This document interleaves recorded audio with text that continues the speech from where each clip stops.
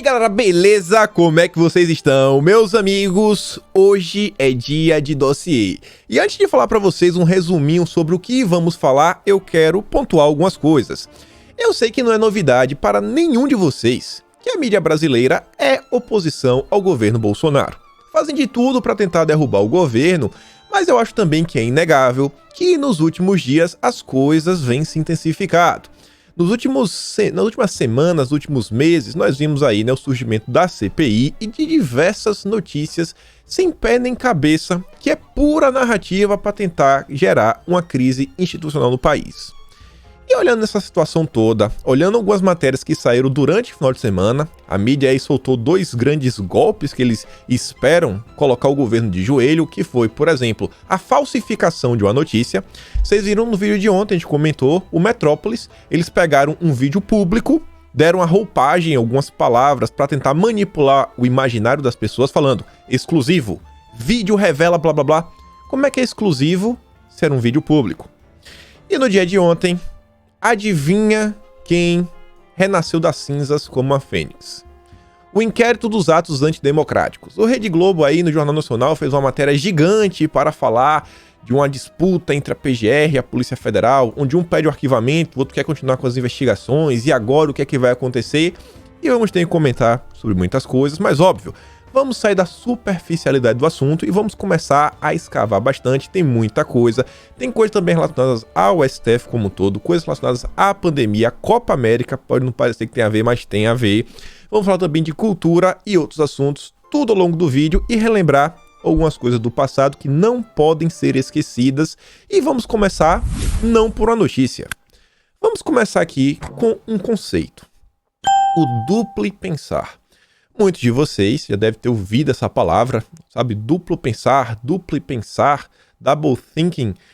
Seria um conceito aí que aparece bastante na obra do George Orwell, um livro aí que é muito famoso, que é o 1984, aquele livro que tem o Grande Irmão. E vejam só como esse conceito é interessante.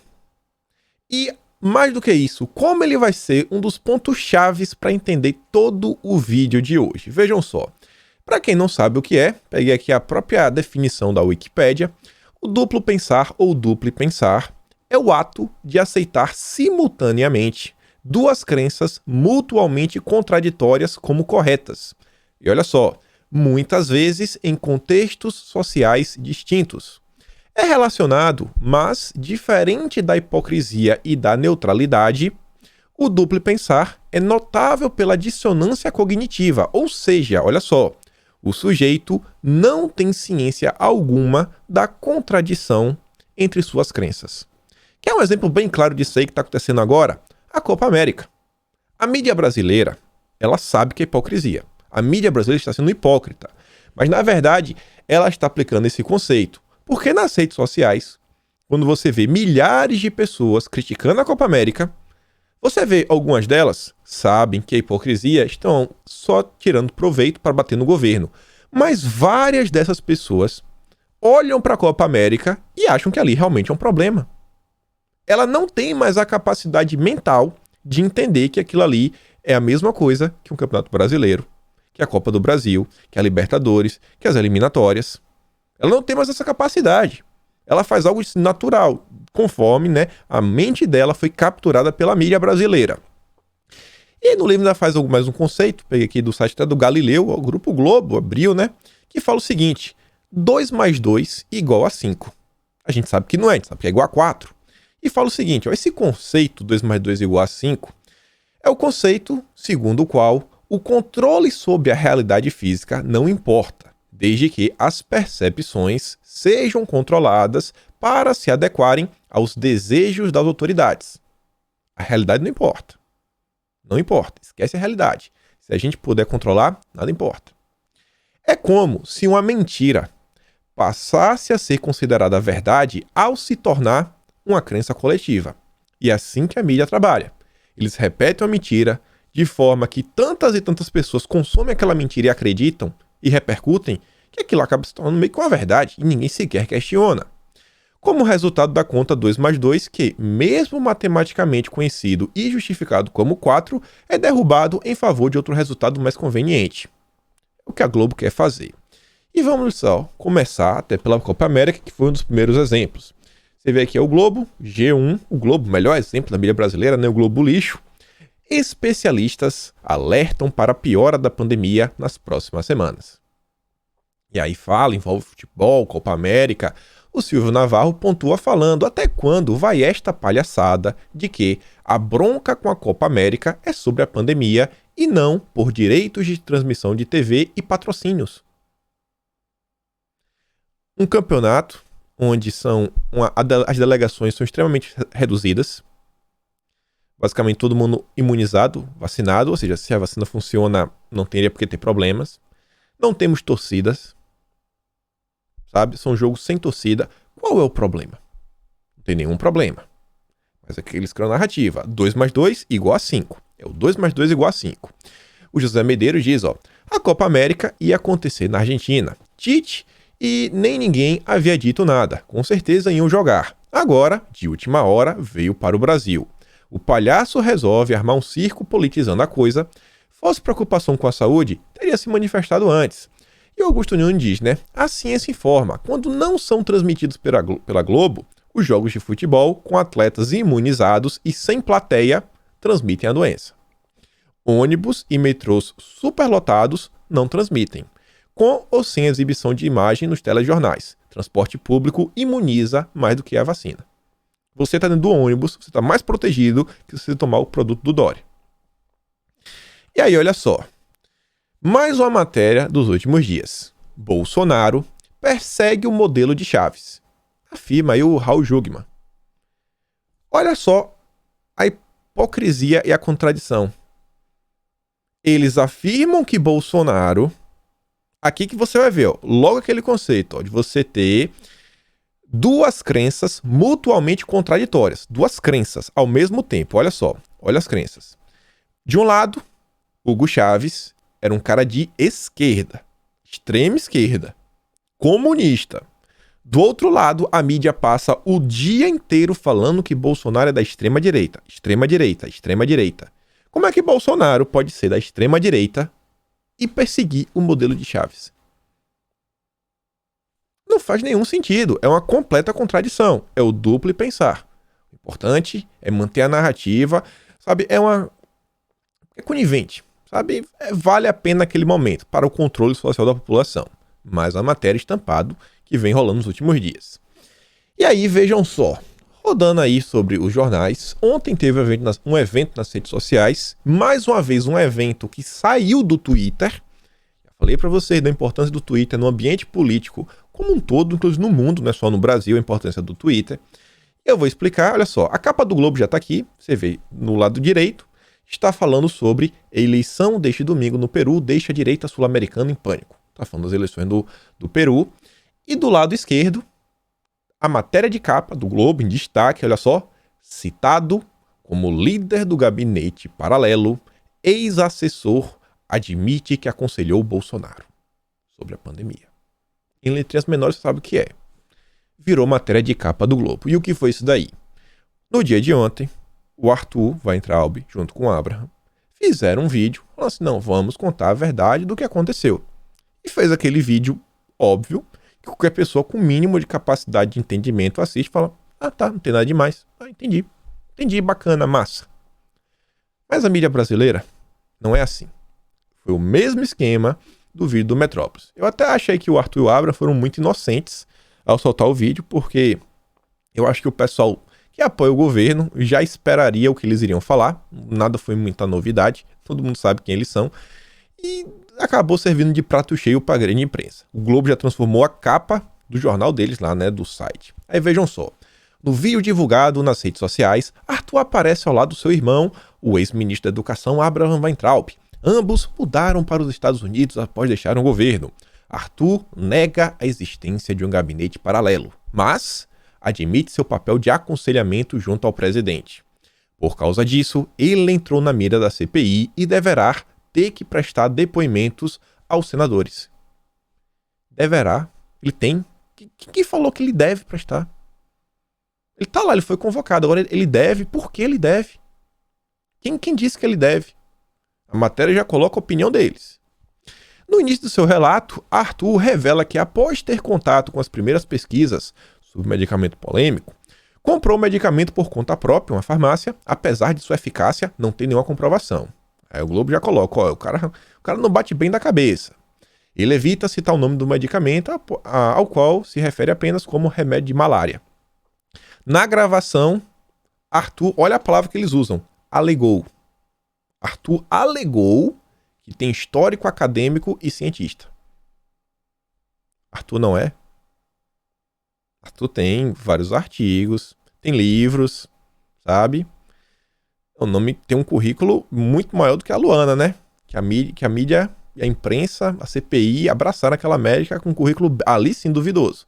Mas segundo o Arthur Weintraub, ele alega. Não é algo que é constatável. E por isso possui a competência para assessorar Bolsonaro na área de pesquisa. Formado em Direito, ele acrescentou que tem pós-graduação em Neurologia. Em suas publicações acadêmicas, no entanto, a sua área de atuação é focada em Previdência. O tema, inclusive, foi o motivo que motivou a entrada do seu governo em 2018, ainda no período de transição. Aí o Globo já, olha só como são as coisas. Pegaram um vídeo lá dos Weintraub e já juntaram com a narrativa do Metrópolis, do vazamento lá daquele vídeo que Bolsonaro tinha um gabinete das sombras. Aí dentro da matéria já diz, ó, gabinete das sombras.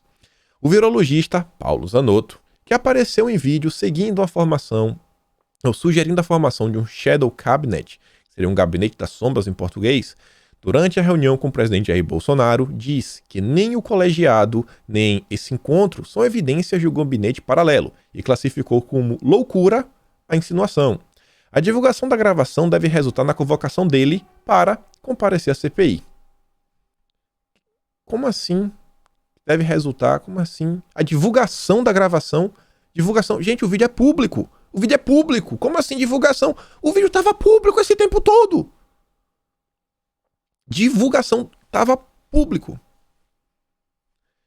O virologista afirma que a questão política está sobrepondo ao debate técnico sobre a pandemia. Sim.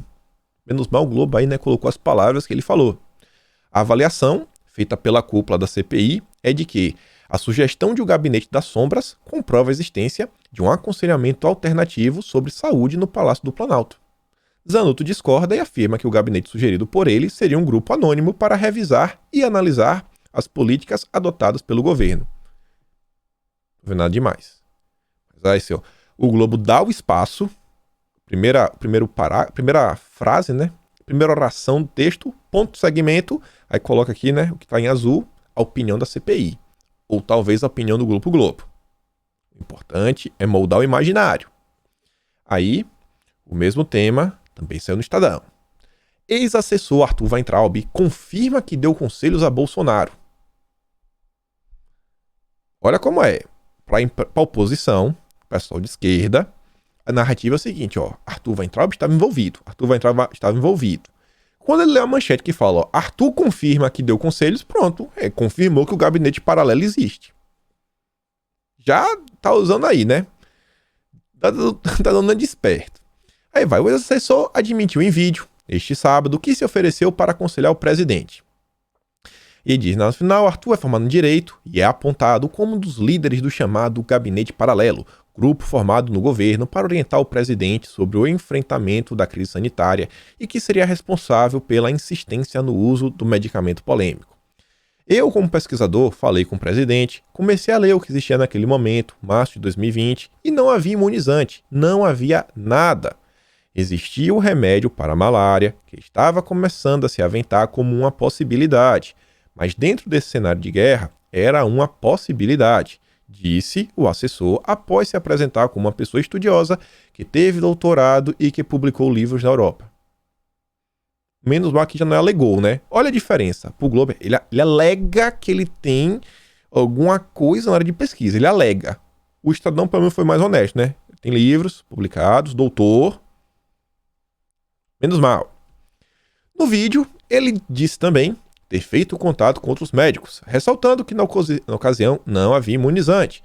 O ex-ministro da Educação, por sua vez, afirma que o irmão tomou o remédio pelo par de dias para ver se havia algum efeito colateral. O ex-assessor, entretanto, negou que sua atividade se caracterizasse por organizar o que vem ser chamado pelos senadores de como gabinete paralelo. Eu não organizei gabinete, eu fazia contatos científicos e trazia informações para o presidente. Dentro disso, eu fiz um evento em agosto de 2020, no Palácio do Planalto, porque eu acabei tendo contato com em torno de 10 mil médicos da linha de frente, disse lá o Weintraub. Os irmãos defendem no vídeo o trabalho realizado por Arthur, dizendo que ele estava apoiando a liberdade dos médicos de escolherem a melhor forma de tratar pacientes. Não cheguei a ter nenhum contato com a discussão dos imunizantes, disse o ex-assessor, o Arthur Weintraub. A demora para a compra dos imunizantes é um dos pontos centrais das investigações da CPI. Aí já estão querendo, né, juntar o Arthur com atraso ou não atraso, que o governo quis, o governo não quis, toda aquela narrativa sobre os imunizantes. Saiu também na Folha de São Paulo. E aí eu já volto lá que eu falando nisso. Será que valeu a pena ter feito esse vídeo? Será que valeu a pena? Eu tenho certeza que a intenção foi a melhor. Esclarecer, trazer a verdade. Mas conhecendo a mídia brasileira, eu acho que meio que eles acabaram sendo um pouco inocentes ao fazer esse vídeo. Acho que acabaram sendo um pouquinho inocentes. A mídia toda pegou para já botar no bolo e fazer aquela zoada. Não organizei gabinete paralelo, fazia contatos. Olha essa frase. Não é aquela típica cara do cara, não. Ih, rapaz, tá querendo. Tá se explicando demais. Não tá parecendo isso? Não, eu não fiz isso, eu fiz isso daqui, ó. Não confunde. A Folha de São Paulo já faz questão também de já reforçar a narrativa. Weintraub atuava dentro do Palácio do Planalto, no núcleo que ficou conhecido como ala ideológica. A folha é muito baixa.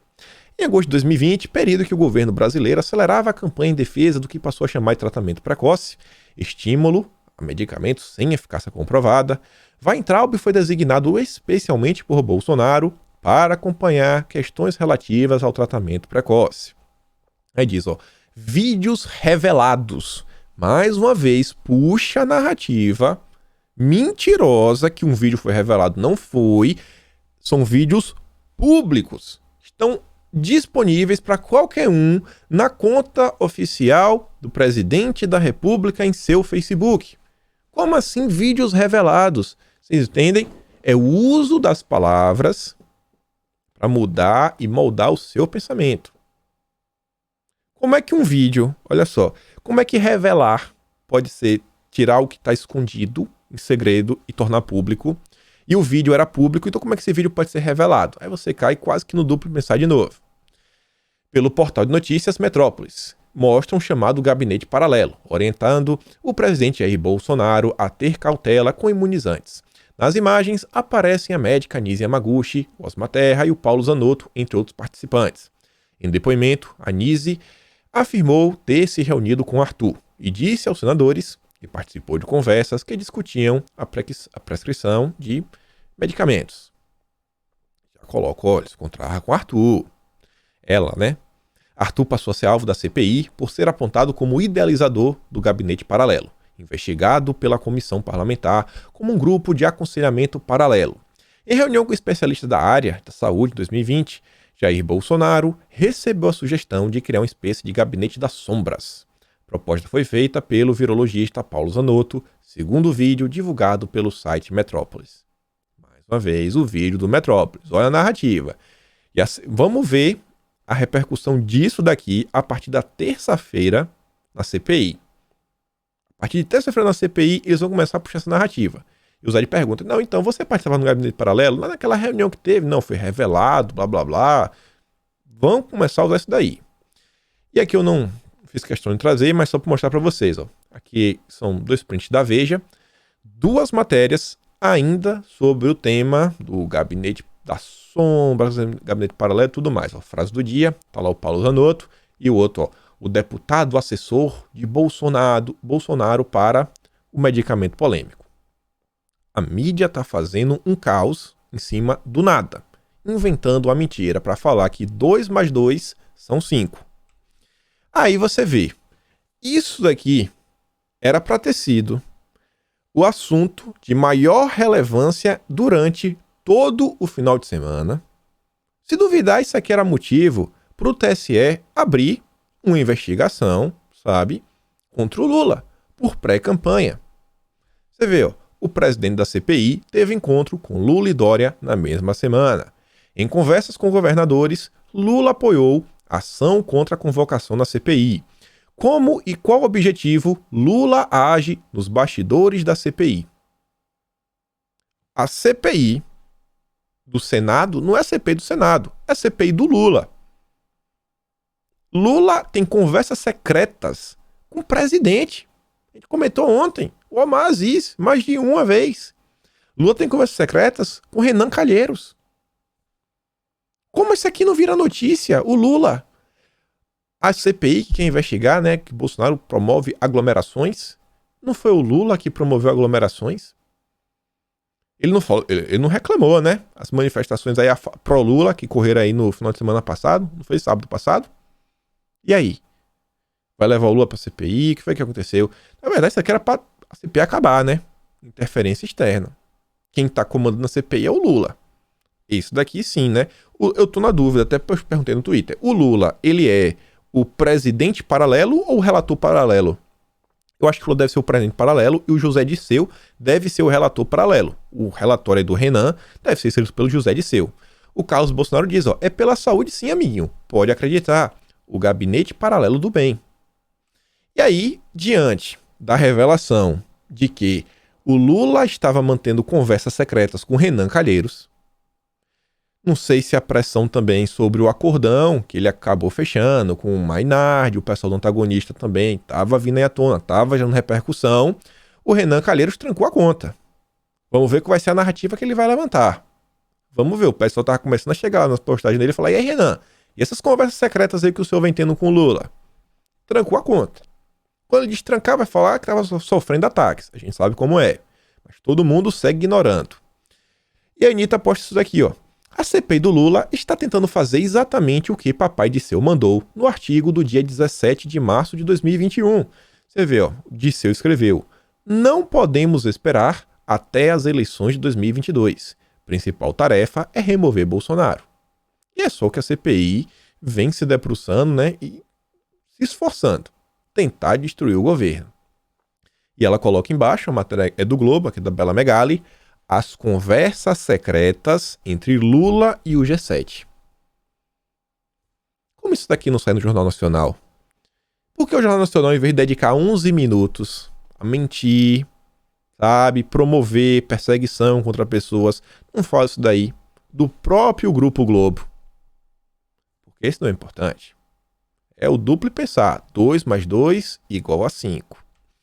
E aí, vejam só. Mais um exemplo aqui da militância da mídia. Porteirão, no coração do agro, em Goiás, lidera infecção pela doença no país. Porteirão, cidade goiana, com menos de 4 mil habitantes, já teve 40% da população contaminada. O maior índice do país.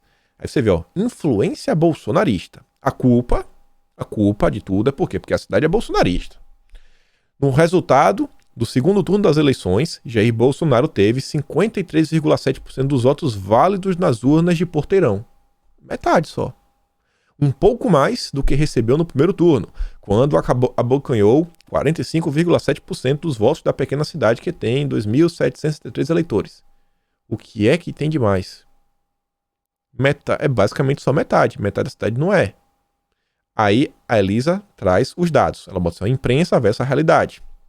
A cidade teve 1.562 casos, com 1.514 curados. Teve 22 óbitos. Tem uma coisa demais? 22 óbitos. Em mais de um ano de pandemia. O importante é a narrativa. A Elisa diz, ó, canalhas promovem um verdadeiro show de desinformação, manipulam a manipulação dos dados e números com o único intuito de atacar o Jair Bolsonaro.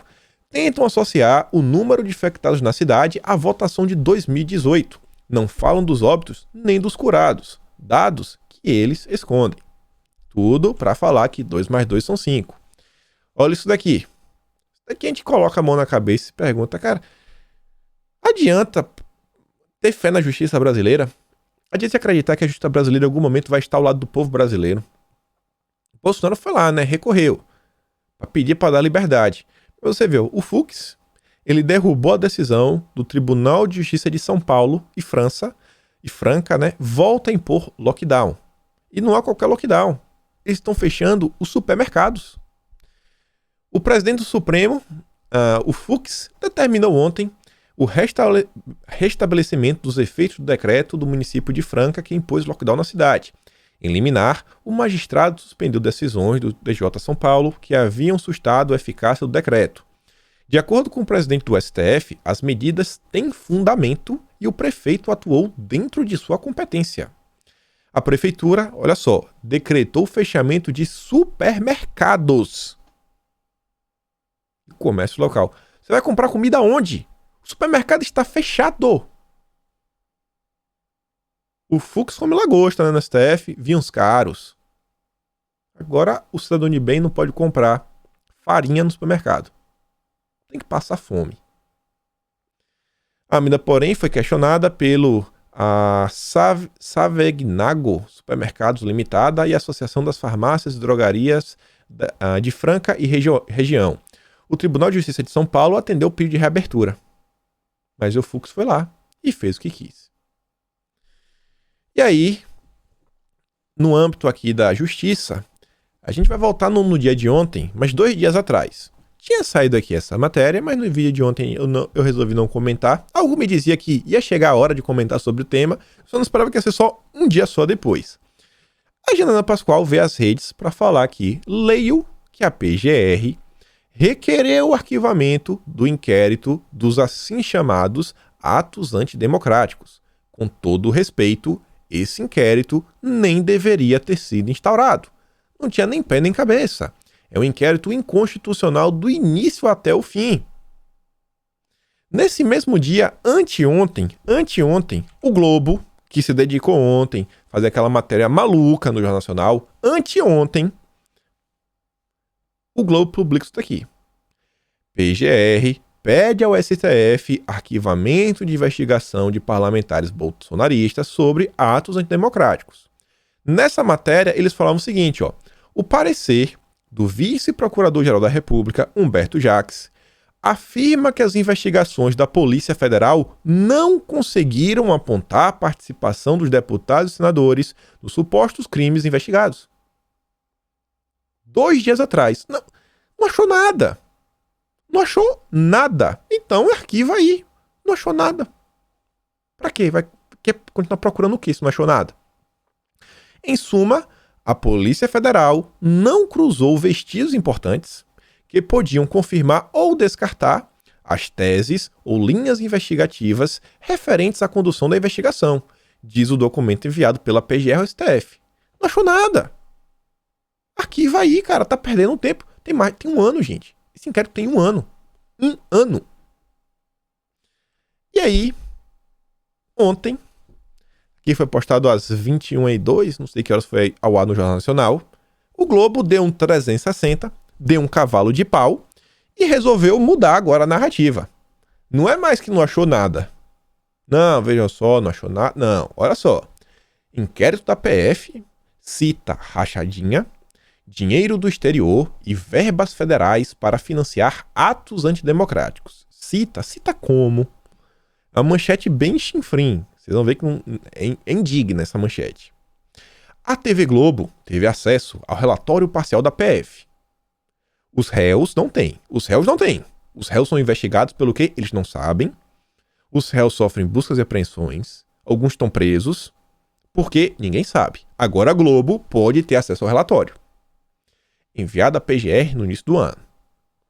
No documento, a corporação diz ter encontrado indícios de que apoiadores e parlamentares bolsonaristas discutiram ações para a propagação de discursos de ódio e a favor do rompimento institucional. Palavras muito fortes para uma coisa que é completamente diferente. Ao longo do relatório, a Polícia Federal indica uma série de linhas para o aprofundamento das investigações. 1 ano de inquérito, não acharam nada. Aí agora querem criar novas linhas de investigação. Apurar, olha só, suposta articulação para evitar que um sócio do blogueiro Alan dos Santos fosse chamado para depor na CPI. Existe algum crime em você impedir que uma pessoa vá para a CPI, independente se ela é culpada, ela deixa de ser culpada. Existe algum crime nisso? Isso é crime, em primeiro lugar, é crime. Que não. Então quer investigar o quê? Quer apurar o quê? Se isso aqui não é um crime. Depois, conferir. Vamos conferir. Se houve direcionamento de verbas do governo federal para sites e canais bolsonaristas. Em um ano, não conseguiu detectar. Querem fazer o quê? Quebrar mais sigilos? Olha, é conferir. Gente, não achou nada. O PGR não achou indícios. Mesmo sem achar nada, eles querem fazer uma devassa na vida do cidadão. Uma devassa, revirar de ponta cabeça. Porque eles acham, né? Eles acham. Agora, com Adélio Bispo, a justiça não quis, né? A justiça não quis olhar, não quis dar acesso, né, a quebrar o sigilo telefônico do Adélio. Isso a justiça não quer. Investigar repasses a uma empresa de tecnologia ligada à publicidade do Aliança pelo Brasil e que também prestou serviço para parlamentares governistas. Apurar valores repassados por servidores públicos ao blogueiro Alan dos Santos, incluindo uma funcionária do BNDES. Não tinha quebrado o sigilo do Alan? Não achou? Vai apurar mais o quê? Vocês quebraram o sigilo do cara. Mais o que agora? Investigar a existência de um braço estrangeiro de financiamento dos atos antidemocráticos. Verificar, né, os superchats que vêm do exterior. Saber se é superchat ou saber se não. Isso é um esquema. Um ano e não conseguiram apurar isso. Essa é a Polícia Federal do lado do Sérgio Moro, né? Do Sérgio Moro, do Alexandre de Moraes, só pode. Aprofundar investigações sobre uma possível rachadinha em gabinete de deputados governistas. Vocês não quebraram o sigilo do pessoal? Vocês não conseguiram descobrir em um ano? Em um ano, não foi suficiente. Aí diz, né? Ao pedir arquivamento, o vice-procurador Humberto Jacques apontou a falta de aprofundamento das investigações. Disse, por exemplo, que os policiais não seguiram o rastro do dinheiro usado para organizar e que não haveria mais prazo razoável para fazer isso após um ano. O PGR foi falou, cara, vocês não investigaram, vocês estavam com tudo na mão, já passou um ano, é só para continuar perseguindo as pessoas? Vocês querem continuar perseguindo abertamente? Não dá. Aí o Jornal Nacional fala, né, mais apurações. No relatório, a Polícia Federal também trata das relações entre Alan dos Santos e Eduardo Bolsonaro. Pela internet, os dois combinaram um movimento que pedia a saída do Rodrigo Maia. Pode pedir fora Bolsonaro. Pode xingar Bolsonaro. Pode pedir a morte de Bolsonaro. Tocar fogo na cabeça, né? De, sei lá, como posso falar? Uma escultura de Bolsonaro. Isso pode. Mas não pode pedir fora Maia. Fora Maia, não. Agora, fora Bolsonaro, pode. Olha a hipocrisia. Não é hipocrisia, né? Isso aqui é o duplo pensar. A pessoa acredita. A pessoa que lê essa matéria... A ideia que eles querem aqui é que a pessoa acredite que as duas coisas são coerentes e podem coexistir. Você pode pedir fora Bolsonaro, mas você não pode pedir fora Maia. Sendo que ambos são políticos. Um é ataque às instituições. O outro é promover a democracia. Promover a democracia é remover Bolsonaro. Duplo e pensar. 2 mais 2 igual a 5. Uma verdade vai se tornar a verdade de que a maioria da sociedade acredite.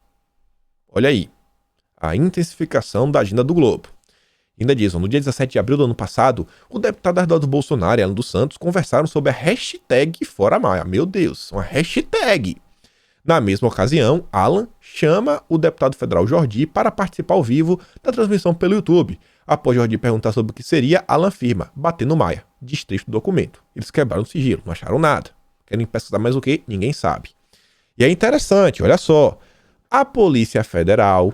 E aqui você vê, né, já dá uma tendência. A gente sabe que a Polícia Federal tem grupos internos, como é qualquer coisa no mundo, tem uma galerinha ideológica. A Polícia Federal utilizou uma investigação da empresa Atlantic Council, uma organização que tem parceria com o Facebook, para analisar grupos responsáveis por disseminar desinformação em eleições democráticas. Olha, o que é que tem a ver isso daqui? Quando o Atlantic Council apareceu, não tinha nada a ver com eleição. Isso foi no ano passado. Não tinha nada. Não, desculpa. Isso aqui foi no retrasado, eu acho. Isso aqui ainda foi, acho que em 2000 Não, isso aqui foi no passado ainda. Foi no passado ainda. Foi antes das eleições.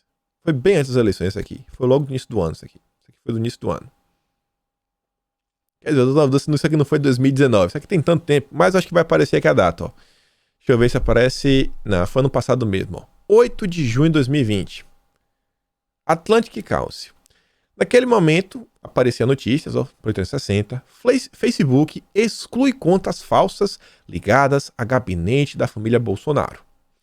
Quem fez o trabalho foi o DFRL, é um laboratório, né? É o DFR Lab, Digital Forensic Research Lab da Atlantic Council. Tá aí. E aí, na época que a gente fez, não vou ler tudo, só vou relembrar vocês do caso. Descobrimos que essa organização era patrocinada pela Apex. Que a Apex foi aparelhada pelo general Santos Cruz. O general Santos Cruz, que quando foi na CPMI das fake news, utilizou os materiais que ele recebeu do Luciano Ayan, o guru do MBL. E aí, quando se descobriu isso, quer dizer, assim, juntando essas informações, no momento a gente comentou na época em vídeo, olha só. Segundo nota de Nathaniel Gleicher, diretor de cibersegurança do Facebook, a empresa iniciou investigação interna para averiguar a ação desses perfis. O cara, a gente viu que ele não era seguido por quase ninguém, mas era seguido pelo MBL. Então a alta taxa, né, de ter alguma informação também vinda do Luciano Ayan. E é esse material que a Polícia Federal estava utilizando. E aí mostrava para vocês lá, o DFR Lab, é um projeto da Atlantic Council. De acordo com a prestação de conta da Apex, em setembro de 2019, o órgão pagou cerca de $100 mil, uns R$400 mil na cotação da época, à Atlantic Council para renovar a filiação. Dinheiro da Apex. Mostrava lá os contratos, ali em branco em destaque, aqui embaixo também. O general Santos Cruz, ele havia feito, ele tinha na época removido a Letícia Catelli, o sobrenome dela, uma loirinha. Ela estava lá, a função dela era lidar com esses contratos. E olha o caos que veio se jorando. E foi esse material utilizado pela PF. Logo depois, né, a Apex corrigiu, né, cancelou a filiação, a instituição que ajudou o Facebook a derrubar páginas. Graças a Deus, né? Graças a Deus. Não esperou, que aquilo ali foi um absurdo. E aí, vejam só, continuando aqui ainda sobre esse caso. O Globo, né, Jornal Nacional, trouxeram imagens, bilhetes, um bilhete. Um dos bilhetes mesmo virou matéria, vários grupos, você vê, né? Foi o mesmo esquema do Metrópolis. Na sexta-feira veio o Metrópolis, no sábado o Jornal Nacional. E aí toda a imprensa abraça. Aqui você vê o DCM, Diário do Centro do Mundo, um blog da extrema esquerda, que odeia a Globo, mas nesse momento, né, vamos dar as mãos, 1, 2, 3. PF encontra bilhete na casa de Alan dos Santos com incitação a ataques contra governadores. Podia começar a fazer perguntas como, por exemplo, fizeram alguma perícia para saber se, sabe, na caligrafia, para saber se realmente esse bilhete foi escrito pelo Alan? Pô, muitas pessoas frequentam a casa, acharam um bilhete, meu Deus. É o de que dizia, ó, a PF identificou a articulação e atuação de integrantes do grupo para evitar que um sócio de Alan dos Santos fosse convocado no CPI, já falamos isso daí, né? Aí tá lá o bilhete. Expõe as seguintes ideias. Objetivo: materializar a ira popular contra os governadores e prefeitos. Fim intermediário: saiam às ruas.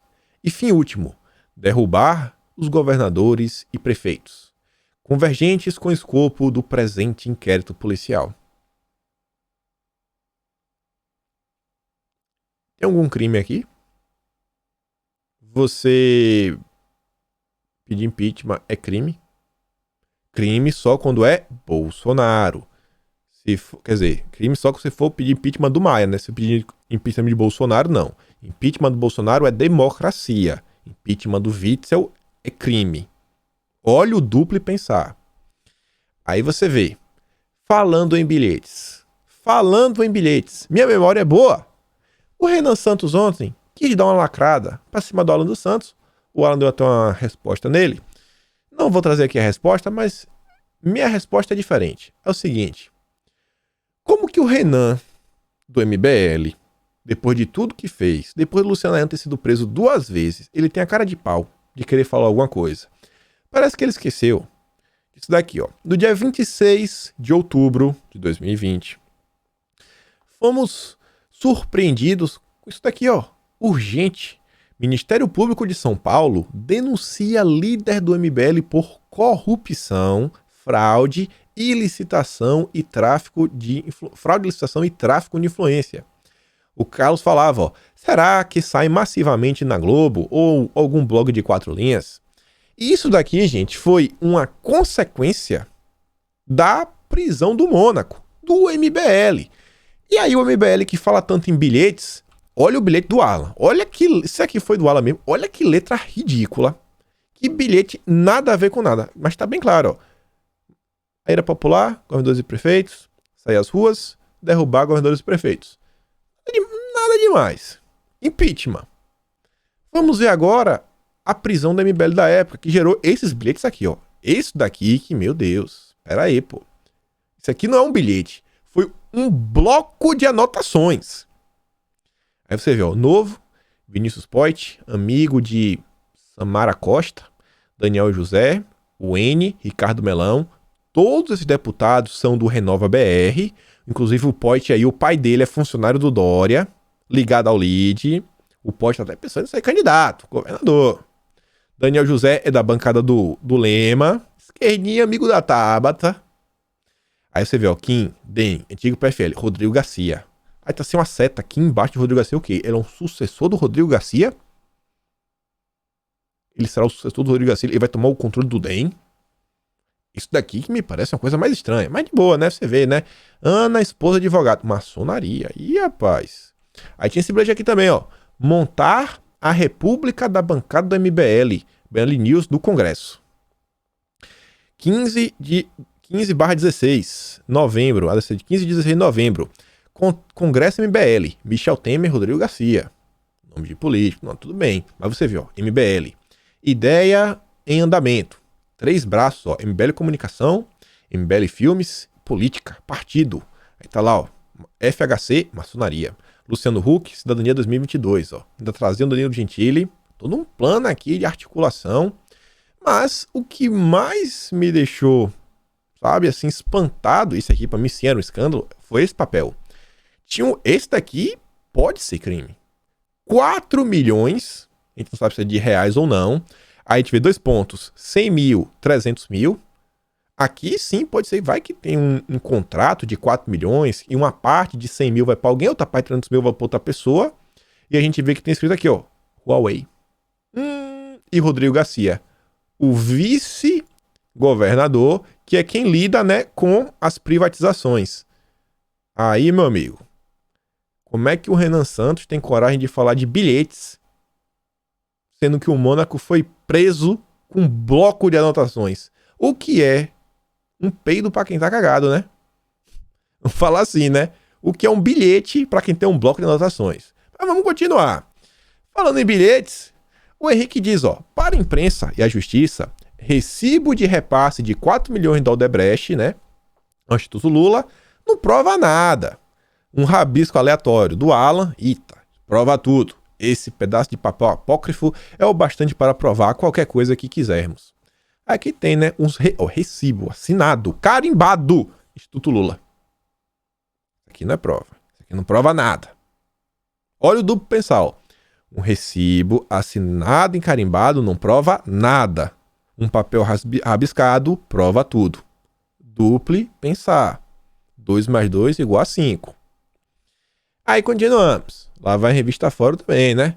Objetivo, materializar a ira popular, blá blá blá. Atos antidemocráticos. O Jornal Nacional revela que PF quis aprofundar e o PGR não quis. Toda aquela ladainha. Toda a mídia abraçando a causa. Aí depois sai a Cruzoé. Alan dos Santos tentou emplacar nome em Secretaria de Radiodifusão. Diz Polícia Federal. Qual o crime? Tem algum crime você querer emplacar um nome? Indicar uma pessoa, você não pode fazer pressão, você não pode ligar, você não pode fazer nada, não pode, é crime. Tem algum crime nisso daqui? Para mim, muito mais complicado, né, é ver conversas secretas entre o Lula e o Omar Aziz, entre o Lula e o Renan Calheiros. Mas é a mídia brasileira. Aí o Fabrício Rebelo fala o seguinte, é um jurista. Manifestações de rua com fora Bolsonaro também são atos antidemocráticos que rompem a ordem institucional, ou isso só vale se for um bilhete falando de oposição a prefeitos e governadores. Como não consigo mais acompanhar o nosso manicômio jurídico, já estou em dúvida. O José Medeiros diz, o marginal já tocou fogo na esplanada nos ministérios, já quebrou Câmara, já invadiu o plenário da Câmara, já escreveram um artigo fazendo apologia à morte do presidente, já conspiraram para derrubar o presidente, destilam ódio todos os dias. Mas o grande perigo é o Alan dos Santos. A Laurinha diz, os caras roubaram tudo o que podiam nesta pandemia e alguns até caíram do cargo por causa disso. Mas a Globo está dizendo que foi esse papelzinho do malvadão Alan dos Santos o causador de todos os males. O Witzel, ele não caiu porque ele roubou, porque ele está envolvido em corrupção. O Witzel não caiu por causa disso daí. O Witzel caiu por causa do papel do Alan dos Santos. 2 mais 2 igual a 5. Aí ainda vem o Estadão, né? Olha só, aqui eu esqueci de colocar, mas é do Estadão. Polícia Federal viu justa causa no inquérito dos atos antidemocráticos e sugeriu investigação da SECOM. Agora já botaram a SECOM no meio. Meu Deus, o que é que está acontecendo? Lá vem agora a SECOM. Aberta em abril do ano passado, a pedido da PGR, depois que manifestações defendendo a volta da ditadura, intervenção, blá blá blá, daí. O inquérito pode ser concluído. Isso porque a própria PGR pediu o arquivamento da apuração em relação a parlamentares bolsonaristas. O argumento foi que a Polícia Federal não conseguiu delimitar a investigação. Um ano. O pessoal aí que luta, né, pelo desencarceramento, que a polícia prende mais, que faz isso, que aquilo outro, tá achando pouco a polícia perseguir por um ano pessoas comuns, quebrar sigilo, invadir casas, confiscar computadores, que é material de trabalho, tirar o sustento de crianças. Mas aqui pode, porque aqui é do bem. Esse inadequado direcionamento da investigação impediu a identificação de lacunas e dos meios necessários adequados e proporcionais para alcançar sua finalidade, impossibilitou a delimitação do problema, diz um texto lá da PGR. O parecer assinado pelo Humberto Jacques levou 5 meses para ficar pronto. Ele havia sido cobrado a se manifestar sobre a continuidade no início de janeiro, quando Alexandre de Moraes, relator, abriu vista ao Ministério Público. A resposta só veio na sexta-feira e diz que o inquérito não conseguiu apontar a participação de deputados e senadores nos crimes investigados. Não conseguiu.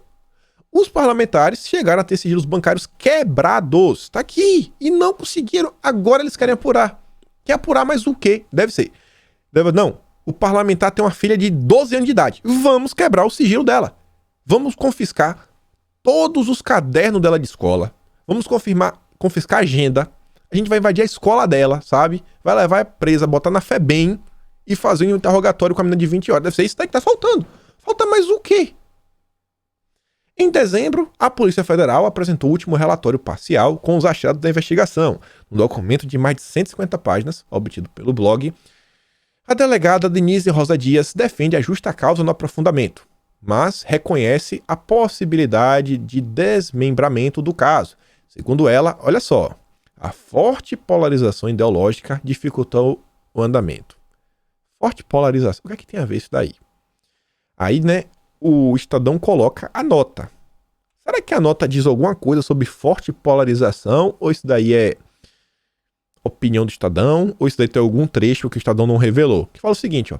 A questão subsequente é que o objetivo desse inquérito policial é investigar se essa convergência de ideias focada na propagação de ideologia conservadora e consequente alcance de apoio e suporte estimulou, subsidiou, financiou, contribuiu para a elaboração de conteúdos que indicassem incidissem em tipos penais e sua subsequente difusão, com a consequente necessidade de identificação dos canais de sustento da estrutura, financiamento.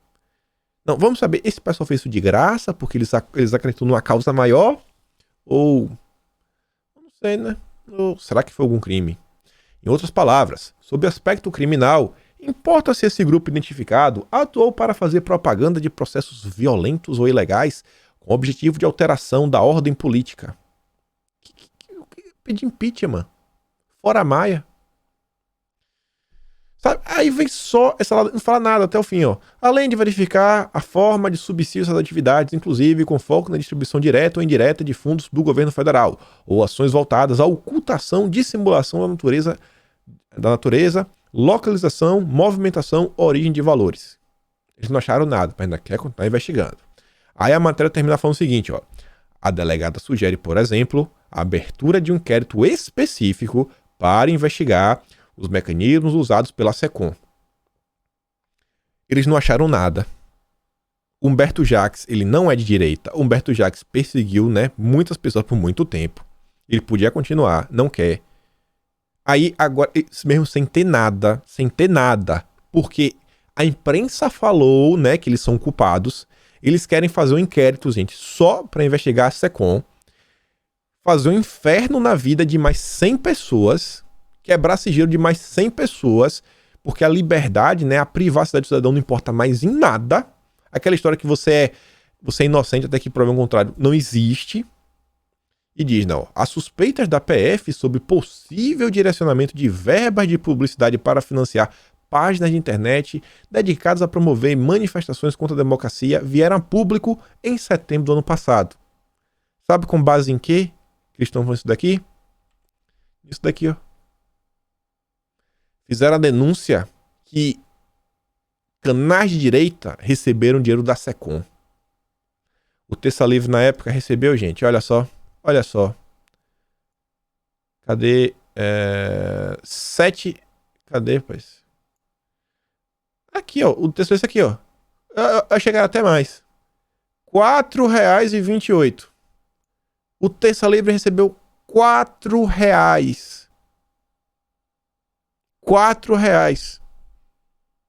Só a gasolina que a PF gastou para tomar o instrumento de trabalho do Alan, da Bárbara, de todo mundo, celulares, é mais que isso daqui. Eu tinha pago, é R$4,20, eu pago, toma aqui, ó. É isso. O Alan tinha pago R$4,28. Isso daqui foi o caos. E o que foi que a imprensa fez na época? Tá aqui, ó. Felipe Moura Brasil. Sites bolsonaristas e de jogo do bicho receberam verba publicitária de Bolsonaro. Foram 1.447 anúncios do governo em canal de blogueiro de crachá que consta na planilha da SECOM. Felipe Moura Brasil, sabe? Ele é... Depois ele me processa, vai falar, fica aí quieto. Foi isso aqui, pessoal. Você cria uma mentira, sabe? Faz a sociedade acreditar. A sociedade acreditando, 2 mais 2 vira 5. Com base nisso daqui, eles estão fazendo o que eles fizeram. Foi com base em uma matéria da época do Guilherme Amado, que ele falou que existia uma BIM paralela, abriu um inquérito contra a BIM. Foi por causa que saiu uma matéria falando isso aqui do Ricardo Salles, faz investigação. Saiu uma matéria falando que o Mário Frias fez isso, abre investigação. Saiu uma matéria falando isso, abre investigação. Felipe Moura Brasil fez uma matéria chamada Blogueiros de Crachá, leva pra CPI. Vocês estão entendendo como é o esquema? Isso é o lavajatismo nu e cru. Era o método de Sérgio Moro. Você usa a imprensa para você criar o fato. Eita, ih, rapaz, vamos ter que investigar, viu? Vamos ter que devastar a tua vida. Fazer uma devassa, né? Olha a outra. Eduardo Bolsonaro critica a Lei Paulo Gustavo um mês após a morte do ator. Eu não sei nem como comentar isso. Peraí, as pessoas resolvem usar o nome do Paulo Gustavo numa lei que vai forçar o governo federal a dar dinheiro para financiar qualquer coisa que a esquerda fizer em nível de arte, entre aspas. Propositalmente ele coloca o nome do Paulo Gustavo, que olha só, ele tá criticando o Paulo Gustavo. Eduardo é um desumano, não tem coração. O Mário diz, ó, eu já tinha achado muito baixo usar a morte do ator para tentar arrancar dinheiro, mas parece que nunca há fim no buraco, não há fim no buraco que a mídia se meteu, né? Olha isso daqui. Em nota, FHC e Lula defendem a Argentina em embate contra Bolsonaro. já não são patriotas, né? Já estão do lado do outro país. Sabe o que eles estão defendendo? É inacreditável. Lula e FHC assinaram a nota em conjunto contra a proposta de redução tarifária unilateral por parte do Mercosul. Sabe o que é isso? Olha só. Jair Bolsonaro, o teu presidente, defendeu a redução da tarifa externa comum em pelo menos 20%. Essa taxa é cobrada por todos os países do Mercosul na importação de produtos de fora do bloco. Tu quer comprar alguma coisa da Europa? 20% de imposto. Bolsonaro não quer. Bolsonaro quer tirar o imposto. Bolsonaro não quer que tu pague menos. Bolsonaro quer que tu pague menos no teu computador, na tua placa de vídeo, sabe? O teu produto para cabelo, qualquer coisa. Mas a FHC é contra. Lula também. Imposto. Os caras não querem deixar baixar. Renato diz, ó, o FHC criou o Lula e o Alckmin criou o Dória. Aí você vê, ó, olha isso daqui. Vê isso aqui não é o duplo pensar. Banco Central é alvo de críticas por excesso de transparência. Aí tá, o governo Bolsonaro já foi criticado por diminuir impostos, perseguir, né, pessoas que gostam de tirar proveito de crianças, defender a liberdade do povo e agora excesso de transparência. Eu não tenho nem o que comentar. E você vê, ó, resumo da semana. PIB sobe 1,2%, Bolsa bate recorde histórico, fechando acima de 130 mil pontos, empregos em alta, quase 121 mil empregos de carteira assinada, dólar em queda, obras entregues, apreensão histórica de drogas, Copa América no SBT. Mas a Hydra tá aí, ó. A gente tanto falou dela. Tá aí de volta. Mais uma vez para perseguir todo mundo. Só narrativas. E para essa semana, pode ter certeza, vai ser o vídeo do Metrópole, o Arthur, blá blá blá, vídeo, olha só, os dados democráticos, rapaz, o governo, o PE, PGR, e ali acaba resvalando no Aras, né? Pode ter sido Humberto Jacques, mas vai acabar resvalando no Aras, que é tudo que eles querem para tentar impedir que o Aras seja reconduzido ao caso. E ficamos por aqui, eu vou fazer só uma comparação rápida, ó. 2020. Tivemos a crise fabricada do Sérgio Moro, 2021, CPI. Tivemos o Sleeping Giants 2020, agora os perfis anônimos que ajudam a CPI. Tivemos a divulgação da reunião ministerial, ali foi um vazamento. 2021 tivemos o vídeo exclusivo, que era um vídeo público. Tivemos a mídia, que odiava Moro abraçando Moro. Temos a mídia, que odiava o Renan abraçando o Renan. Tivemos as buscas e apreensões antidemocráticos e agora, mais uma vez, os antidemocráticos ressurgem. Quase no mesmo intervalo de tempo. Uma semana mais ou menos no mesmo período. A história, mais uma vez, se repete. E com certeza, né, deve ter alguém por trás disso. Vide o Lula, que está em constante conversas secretas com o Omar Aziz, o Renan e o G7. Mas isso a mídia segue ignorando. E é isso, pessoal. Ficamos por aqui. Dá aquela curtida compartilhada. Me segue nas redes. E a gente se vê amanhã. Segunda-feira, né? Óbvio que a gente tá aqui. Fui, meus amigos.